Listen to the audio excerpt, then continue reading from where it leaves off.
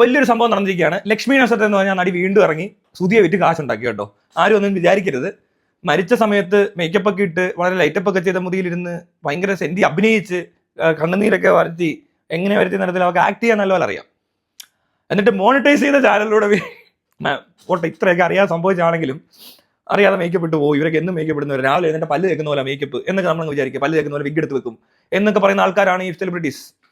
അപ്പോൾ ചിലരൊക്കെ എന്നോട് പറയും നീ കുളിച്ചിട്ട് വാടാ പല്ല് വെച്ചിട്ട് വിടാന്ന്. കുളിക്കാൻ പല്ലൊക്കെ ചെയ്യുന്നുണ്ടല്ലേ, മേക്കപ്പ് ഒന്നും ഇടാറില്ല. ചിലപ്പോൾ ഇത് കണ്ടാൽ ഇങ്ങനെ തോന്നുന്നേ ഉള്ളൂ. ഞാൻ അതുപോലത്തെ ആളല്ലാത്തതുകൊണ്ടായിരിക്കാം. എന്തെങ്കിലും ആട്ടെ, നമ്മൾ അങ്ങനെ വന്നാൽ മതി. അതിൻ്റെ ആവശ്യമേ ആവശ്യമില്ലാത്തടത്ത് മേക്കപ്പ് ഇട്ട് ഇങ്ങനെ ഇരിക്കാൻ ഇതന്നെ വട്ടോ. എനിക്ക് പുറത്തോട്ട് ലുലുമോളിലൊക്കെ പോകുമ്പോൾ മേക്കപ്പ് ചെയ്യുക ഓരോരുത്തരുന്ന്. എവിടെയാണ് ഈ പോകുന്നത്? ഇത് വലിയൊരു ചന്തയായിട്ടും കണ്ടാൽ മതി, അല്ലാതെ താഴെ വലിയ ഭയങ്കര സംഭവമാക്കണ്ട. ഇത് വൃത്തികേടായിട്ട് വരരുത്. കുളിക്കൊക്കെ വേണം, നാറ്റിക്കരുതെന്നേ ഉള്ളൂ. പല്ല് വെച്ചാൽ എനിക്ക് കൊള്ളാം, അല്ലെ പല്ലിന് ഓട് വീഴും, മോണമെടുക്കും, അങ്ങനെ പല പ്രശ്നങ്ങളുണ്ടാ. അപ്പോൾ ഈ പറഞ്ഞ ലക്ഷ്മി നക്ഷത്രം അത്രയും ചെയ്തു. അണിഞ്ഞൊരുങ്ങിയതൊക്കെ ഓക്കെയാ. മരിച്ച വീട്ടിൽ അണിഞ്ഞൊരുങ്ങി പോകുന്നവരൊക്കെ ഉണ്ട് ഇവിടെ. മരിച്ചു കഴിയുമ്പോൾ സുഹൃത്ത് മരിച്ചു ഒരുങ്ങി ബ്യൂട്ടി പാർലറിൽ പോയിട്ട് വേണം പോകാൻ എന്നൊക്കെ പറയുന്ന ടൈപ്പ് ആൾക്കാരുണ്ട്. ചെയ്തിട്ട് പോവുകയും ചെയ്യും, ഒരു മടിയില്ല. ഇനിയിപ്പോൾ ബ്രൈഡൽ മേക്കപ്പ് എന്ന് പറഞ്ഞ പോലെ ശവ മേക്കപ്പ് ഉണ്ട്, ഡെഡ് ബോഡി മേക്കപ്പ്. ഇനി ഡെഡ് ബോഡി കാണാൻ പോകുന്നവരുടെ മേക്കപ്പ് ഉണ്ട്, ഫ്യൂണറൽ ഫംഗ്ഷൻ മേക്കപ്പ്. അപ്പോൾ വെള്ള സാരിയും അതൊക്കെ പ്രത്യേക രീതിയിൽ കൊടുത്ത് ദുഃഖഭാവം എടുക്കാൻ വേണ്ടിയിട്ടുള്ള മറ്റേ മേക്കപ്പ് ഒക്കെ ഇട്ട് വരാൻ സാധ്യതയൊക്കെ ഉണ്ട് കേട്ടോ. ഒന്നും പറയാൻ പറ്റത്തില്ല. ഈ വന്ന കാലത്ത് ഉള്ള ഈ ആൾക്കാരെ പറ്റിയൊക്കെ വയ്ക്കുക. ഈ കേരളത്തിന് പോക്ക് എങ്ങോട്ടാണോ എന്തോ. കൊച്ചു കേരളം അല്ല, വലിയൊരു കേരളമാണ്. അപ്പോൾ ഇത് ചെയ്യാം. അത് ചിലപ്പോൾ അറിയാതെ സംഭവിക്കുന്നത്. എന്നും ഇതല്ലേ പണി. അപ്പോൾ അറിയാതെ മേക്കപ്പ് ഇട്ടതായിരിക്കും എന്ന് വിചാരിക്കാം. പക്ഷേ അതും പ്രശ്നമാട്ടോ. യൂട്യൂബിൽ എപ്പോഴും വീഡിയോ ഇടുമ്പോൾ മോണിറ്റൈസേഷൻ ഓൺ ആക്കും അറിയാതെ. അവരെ കുറ്റം പറയാൻ പറ്റത്തില്ല.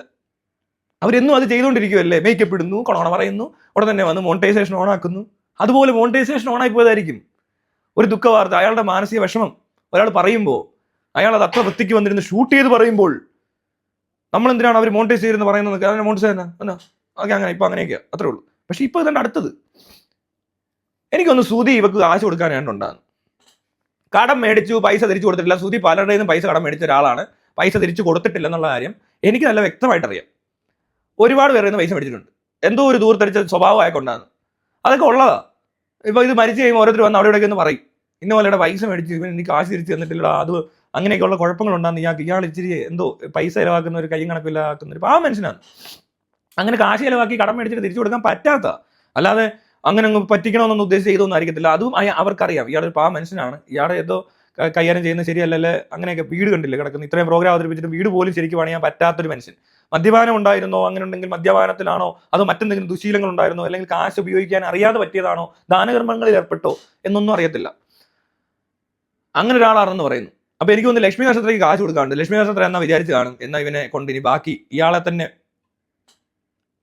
അങ്ങനെ വിട്ടാൽ പറ്റത്തില്ല, നല്ലൊരു ഓപ്പർച്യൂണിറ്റി തകർത്തേക്കാം എന്ന് പറഞ്ഞ് ചെയ്യുന്നതായിരിക്കുമെന്നേ. അല്ലാതെ അവരുടെ വീട്ടുകാർക്ക് എന്തെങ്കിലും ചെയ്ത് കൊടുത്തോ എന്നൊന്നും പറയുന്ന സാധനങ്ങളൊന്നും ഇതുവരെ കണ്ടിട്ടില്ല. ഇനി ചെയ്ത് കാണും, എന്തെങ്കിലും കാക്കാപ്പിച്ചൊക്കെ എല്ലാവരും കൊടുക്കുന്ന പോലെ കൊടുത്ത് കാണും. ഈ അയാളുടെ ഭാര്യയും മക്കളും ഇപ്പോൾ എവിടെയാണോ എന്തോ. പക്ഷെ അയാളുടെ മണം വീട്ടിലെങ്ങാണ്ട് എന്ന് കാണും. എനിക്കറിയത്തില്ല ഇനി ഈ ഡ്രസ് ഇവൾക്ക് എവിടെ നിന്ന് കിട്ടിയെന്നൊന്നും. ഏതാണ്ട് ഷർട്ടൊക്കെ കൊണ്ടുപോയിട്ട് ഏതോ ഒരു പെർഫ്യൂംകാരനെ കൊണ്ട് പറയുക ഇതാണെന്ന് സുധിയുടെ മണം എന്ന് പറഞ്ഞിട്ട് ഇത് മണപ്പിക്കുന്നവർ ഇതാണ് സുധിയുടെ വേണം. ഇവർക്ക് എങ്ങനെ ഈ മണം അറിയാവുന്നതെന്ന് എനിക്കറിയത്തില്ല. സുധി എന്ന് പറഞ്ഞ മനുഷ്യന്റെ ഒരു ശരീരത്തിൽ ഒരു പ്രത്യേക ഗന്ധം വരികയാണെന്ന് വിചാരിക്കും. ഇത് പെർഫ്യൂം സിനിമയൊക്കെ ഇറങ്ങിയ പിന്നെ ട്രെൻഡ് ആയ സാധനം ഇത്, അത് ശരീരത്തിന്റെ മണമൊക്കെ. അപ്പോൾ അയാളുടെ പെർഫ്യൂമിന്റെ മണം ഉണ്ടാക്കിയെന്നാണ് പറയുന്നത്. അതെന്നാ അതേ ബ്രാൻഡ് പോയി മേടിച്ചാൽ പോരെ? അങ്ങനൊന്നും അല്ലടേ. ഉടുപ്പേന്ന് എടുക്കുന്ന ആ ശരീരത്തിലെ വിയർപ്പും പെർഫ്യൂം കൂടെ ഒന്നിച്ച് പുറത്തോട്ട് വന്ന ഒരാൾ കാണുമ്പോൾ മണം ഓക്കെ അപ്പോൾ വലിയ കുഴപ്പമില്ല. എന്നാലും ഷർട്ട് ഇട്ടുകൊണ്ടാണ് കണ്ടത്. ഇനി ഷർട്ട് ഇടാത്ത സമയത്തുള്ള സുധിയുടെ മണമാണെന്നെങ്കിൽ വേണേൽ ഭാര്യയ്ക്ക് മാത്രമേ എൻജോയ് ചെയ്യാൻ പറ്റത്തുള്ളൂ. പുറത്തുള്ളത് അല്ല തന്നെ ഈ സുധി അടുത്ത് വരുമ്പോൾ എന്തിനീ മണത്താന്ന് എനിക്കറിയത്തില്ല. സുധി ഉപയോഗിച്ചിരുന്ന പെർഫ്യൂം ഏതാണെന്ന് അറിയാവുന്നവർക്ക് അറിയാൻ മേടിച്ചാൽ മതി. അവിടെ വീട്ടിലെല്ലാം ചോദിച്ചാൽ അവർ പറഞ്ഞിരുന്നുണ്ട് ഇതാണ് കുപ്പി ലാസ്റ്റ് അടിച്ചോണ്ടിരുന്നത് എൻ്റെ പെർഫ്യൂം, അതങ്ങ് എടുത്താൽ പോരെ.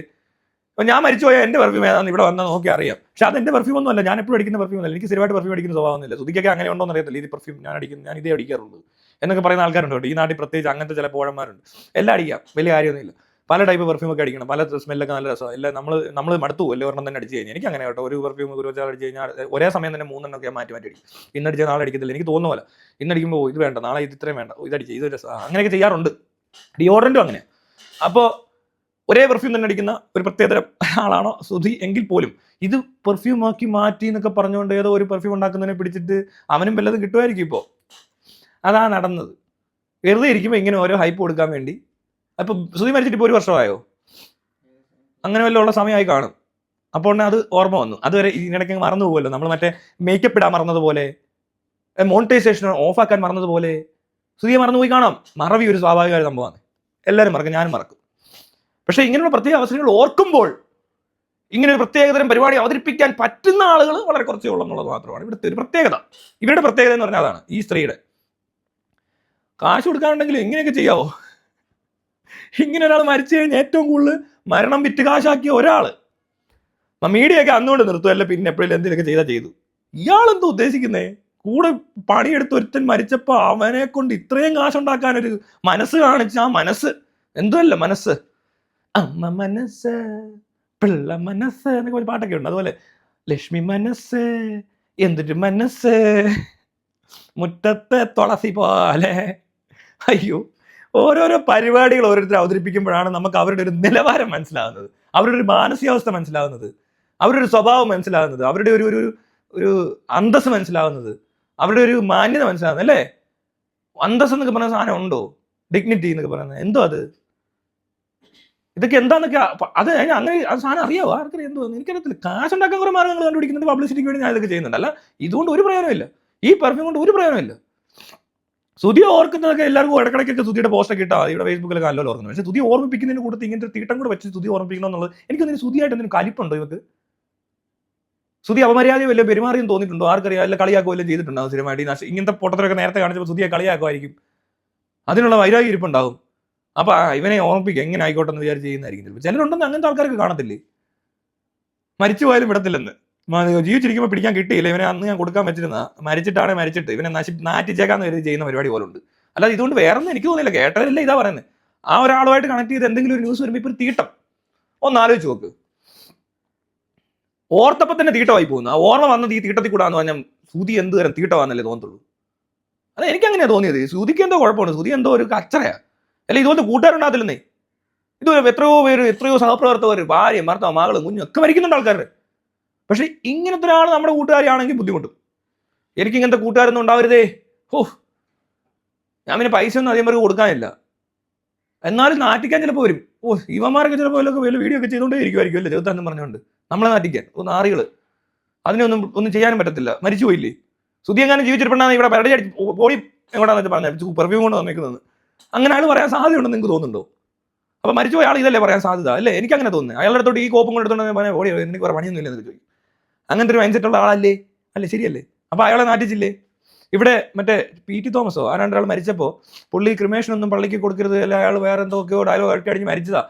അതെന്ന് പറഞ്ഞാൽ ഈ ഡെഡ് ബോഡി വെച്ചോണ്ടുള്ള അത്തിരി പരിപാടികൾ, ഏതാ ഒരു ആചാരപ്രകാരമുള്ള പരിപാടികളൊക്കെ അവതരിപ്പിച്ച് കൂടുതൽ ഷോ കാണിക്കരുത്, ഒരു എൻ്റെ മരണം ഒരു ആഘോഷമാകരുത് എന്നതായിരുന്നു അതിന്റെ സാരാംശം.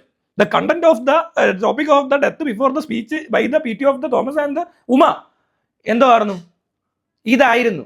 പക്ഷേ കോൺഗ്രസ്സുകാർ ചെയ്തത് നേരെ തിരിച്ച്. അവരിതൊരു ആഘോഷമാക്കി മാറ്റി.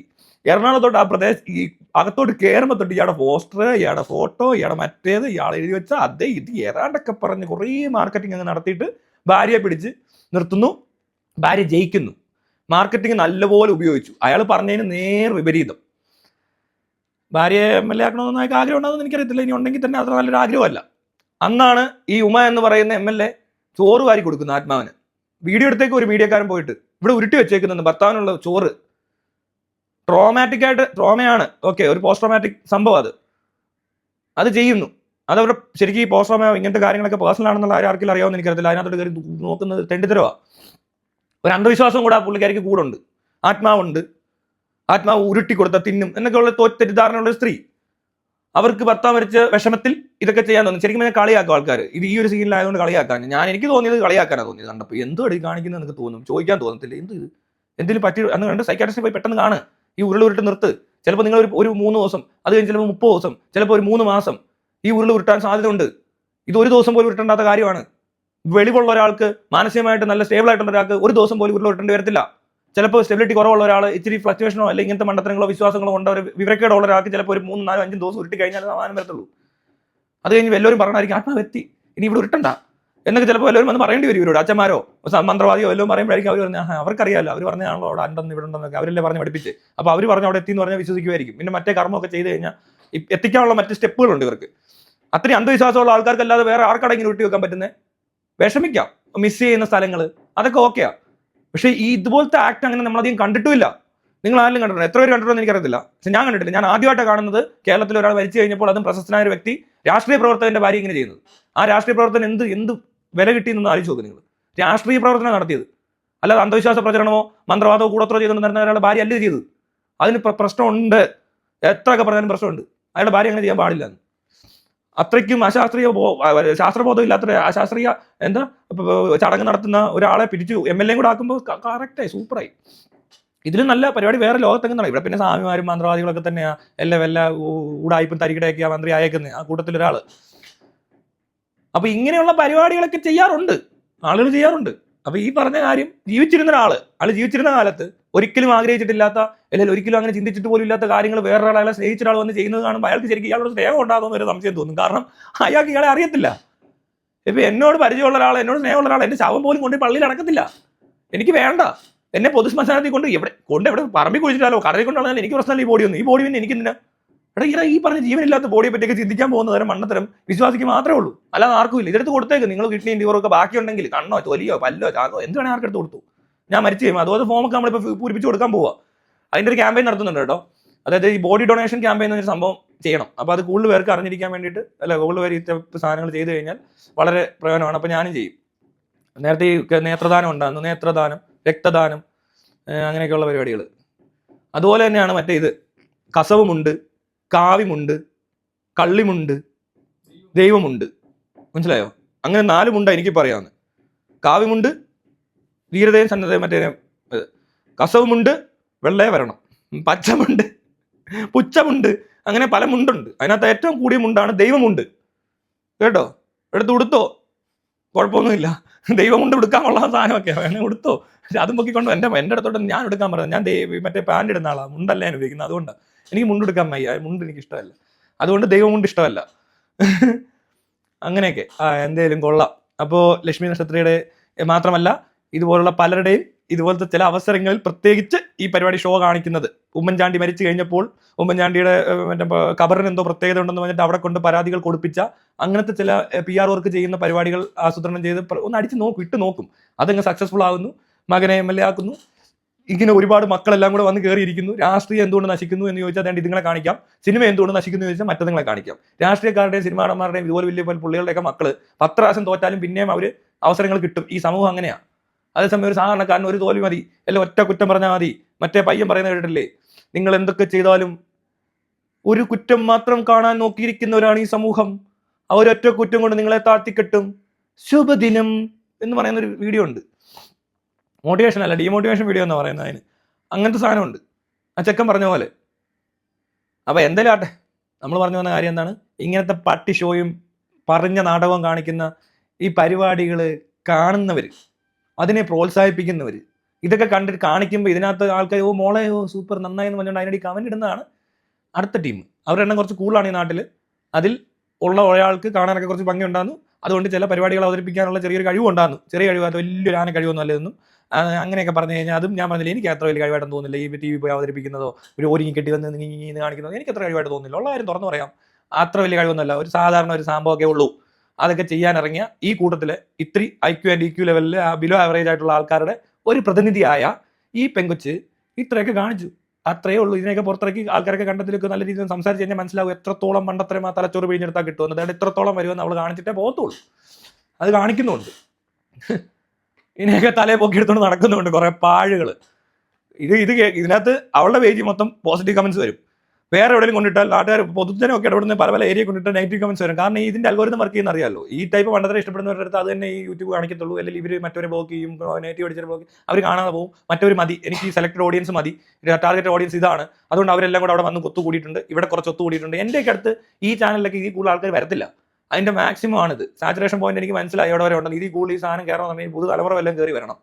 അല്ലാതെ ഇപ്പോൾ ഉള്ളവർക്കെല്ലാം ഇത്ര കാര്യങ്ങളൊക്കെ മനസ്സിലാക്കുന്നതും അതുപോലത്തെ കാര്യങ്ങൾ കേൾക്കുന്നതായിട്ടുള്ള കുറച്ച് ആൾക്കാർ ഇവിടെ ഇത്രയും പേരൊക്കെ ഉള്ളൂ. അല്ലാതെ വേറെ ഇനി ഉണ്ടാക്കിയെടുക്കണം. അതിന് ഈ വീഡിയോയിലെ പിള്ളേരൊക്കെ കണ്ടു കഴിഞ്ഞാൽ പിന്നെ ഇനി അവർ വരത്തുള്ളൂ. അല്ലാതെ ഇവിടുത്തെ ഒരു കോമൺ ക്രൗഡിന് പറ്റുന്ന എന്റർടൈൻമെന്റ് എൻ്റെ ഇതുവരെ ഒരിടത്തും കിട്ടിയിട്ടില്ല. പിന്നെ ഈ കളിയാക്കൽ പരിപാടിയും പൊട്ട വീഡിയോ ഒക്കെ ഇടുന്നതുകൊണ്ട് ചിലപ്പോൾ കുറെ പേര് അറിഞ്ഞു കാണും, പക്ഷെ അവരാരും ഇത്രയും ടോപ്പിക്കുകൾ ഇൻട്രസ്റ്റ് ഉള്ളവരോ ഈ സ്വഭാവക്കാരോ അല്ല. അവർക്കൊന്ന് അതിനകത്ത് കൂടുതൽ പേരും പോയി മറ്റടുത്ത് എന്നിട്ട് ഓ ചേച്ചി സൂപ്പറാന്ന് ഇപ്പോഴും തന്നെ ഇതിനകത്ത് കമന്റ് അടിക്കും, നിനക്ക് നിന്റെ കേടാ നീ എന്തിനാ ഇത് പറയുന്നത് ചോദിക്കും. അതിലും വലിയ രണ്ടുതരം കാണിച്ചെടുത്താൽ ഞാൻ ഈ പറഞ്ഞതൊന്നും അവൻ ചിന്തിക്കത്തില്ല. മനസ്സിലായി? ഈ കാണിച്ച പോക്കൃത്തരം ഒരു വല്ലാത്ത പോക്കൃത്തരോ, മനസ്സിലായില്ല? അത് സ്വന്തമായി ചെയ്യുന്നെങ്കിൽ പിന്നെയും കുഴപ്പമില്ല. എന്റെ ശരീരത്തിനകത്തൊന്നും ഉണ്ടാക്കാൻ ഇറങ്ങി ഓക്കെ, ഇത് മരിച്ചു പോയ ഒരാളുടെ മരിച്ചു, മനസ്സിലായില്ലേ? ജീവിച്ചിരിക്കുകയാണെങ്കിലും പിന്നെയും പിന്നെയും പിന്നെയും പിന്നെയും ഉണ്ട്. ഇത് മെമ്മറി ഒന്നും അല്ല, സ്പ്രേ മെമ്മറി, ഓ സ്മെൽ മെമ്മറി. ആർക്കാണോ ഇത്ര മണം അറിയാവുന്നത്? റോസാപ്പൂവിന്റെ മണം പോലും എനിക്ക് നമുക്ക് ഓർത്തെടുക്കാൻ പറ്റത്തില്ല. സ്വപ്നത്തിൽ നമുക്ക് മണം കിട്ടത്തില്ല, ഇമേജ് മാത്രമേ കിട്ടത്തുള്ളൂ. ചിലർക്കൊക്കെ വല്ലപ്പോഴും കിട്ടും. കൂടിയ ആൾക്കാർ വല്ല ഭയങ്കര അടിക്കാരൊക്കെ പറയുന്നൊക്കെ എനിക്ക് മണവും കിട്ടാറുണ്ടെന്ന്. അതല്ലാതെ പിന്നെ അത് അടിക്കാതെ വരും ചിലർക്ക് ഈ അവസ്ഥ, അവരും പറയും. അല്ലാത്തവർക്കൊക്കെ വളരെ കുറവാട്ടോ, സാധ്യത കുറവാണ്. എനിക്ക് ഇവിടെ ഇരുന്നുകൊണ്ട് എനിക്കാണ് മോഹൻലാലിനെ ഇമാജിൻ ചെയ്യാം ഇവിടെ നിൽക്കുന്നതായിട്ട്. എനിക്ക് കാണാൻ പറ്റും മോഹൻലാൽ. ഇതുണ്ട് മോഹൻലാൽ സുഖമല്ലേ? മമ്മൂട്ടിക്ക് സുഖമാണ്. മമ്മൂട്ടി കാണാറുണ്ടോ? ഞാൻ ഈ കഴിഞ്ഞ ദിവസം മമ്മൂട്ടി വിളിച്ചാൽ കിട്ടിയില്ല. പുതിയ ഏതാ പടം? ഇത് ബറോസോ? പൊട്ടിപ്പാളിഷാവുമല്ലോ, തൂറി വാരി വെഴുവല്ലോ. പൊക്കോ. അതാണ് മോഹൻലാൽ. അതേസമയം ഇപ്പോൾ ഒരു സ്പ്രേ, നമുക്ക് ഏത് സ്പ്രേ എടുക്കണം? ഏതെങ്കിലും ഒരു ബ്രാൻഡിലുള്ള ഒരു സ്പ്രേ ഓക്കെ. ഇവിടുത്തെ ആക്സ് നമ്മുടെ ഡിയോഡറൻറ്റിന്റെ മണം ഇങ്ങനെ പിടിച്ചിട്ട് നിങ്ങൾക്ക് എത്ര പേർക്ക് കിട്ടുന്നുണ്ട്? അല്ല വേണ്ട, നീ ഉപയോഗിക്കുന്ന മെമ്മറിയിലോട്ട് എടുത്തോണ്ട് അതൊന്ന് ഫീൽ ചെയ്യാൻ പറ്റുമോ? കാരണം നടക്കത്തില്ല. അതുപോലെ ശബ്ദം കിട്ടും നമുക്ക്.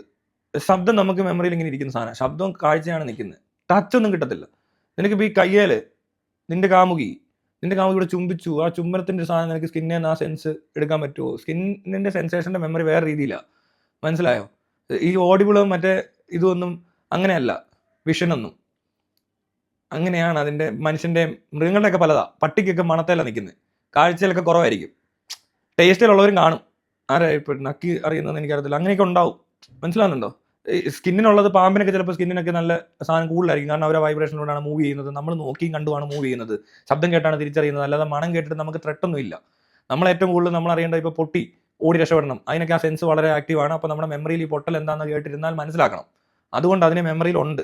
നല്ല പേടിയുള്ള സാധനങ്ങളൊക്കെ കണ്ണ് നല്ലപോലെ കണ്ടോണ്ടിരുന്നില്ലെങ്കിൽ ചിലപ്പോൾ കുഴി വീഴും.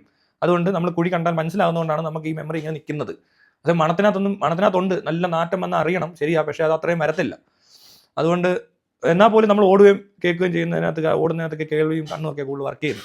പിന്നെ പഠിക്കുന്നത് മറ്റേ നമ്മൾ പുസ്തകം പഠിക്കണം, മറ്റേത് എല്ലാം പഠിക്കണമല്ലോ, പഠിച്ചിട്ട് ജോലിയൊക്കെ ചെയ്യണമല്ലോ. അതിനകത്തല്ല ഈ രണ്ട് സാധനം കൂടുതലാണ്. ഹോൺ അടിക്കുമ്പോൾ കേൾക്കണം, അപ്പോൾ അതുകൊണ്ട് ഹോണിൻ്റെ ശബ്ദം നമുക്കറിയാം.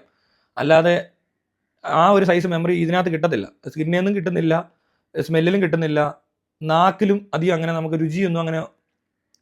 ബീഫിൻ്റെ രുചിയിൽ കിട്ടെ, അച്ചാറിൻ്റെ രുചി എവിടെയാണ്? ഇവിടെയാണ്, ഈ സൈഡിലാണ് കൂടുതൽ സെൻസ് ചെയ്യുന്നത്. ഉപ്പ് പുളി അതൊക്കെ അത് അങ്ങനെയൊക്കെ സ്പ്രെഡ് ആയിരിക്കുന്നതുകൊണ്ടേ അതും നടക്കത്തില്ല. മൂഞ്ചി. അപ്പോൾ ശരി എന്നാൽ സ്പ്രേയും കൊണ്ട് ഇറങ്ങിയൊക്കെ വരുത്തി, കോപ്പും കൊണ്ട്. ഇതുപോലെ നാണം കെട്ട് ജീവിക്കാൻ നാണമാകുന്നില്ല ഇവർക്ക്.